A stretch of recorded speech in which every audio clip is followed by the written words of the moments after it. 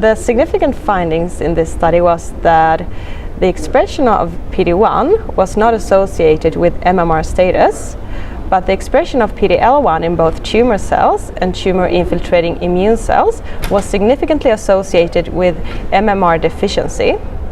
And furthermore, we could see that neither PD-L1 expression in tumor cells nor mismatch repair status was prognostic, whereas high PD-L1 expression in tumor-infiltrating immune cells was significantly associated with a prolonged overall survival.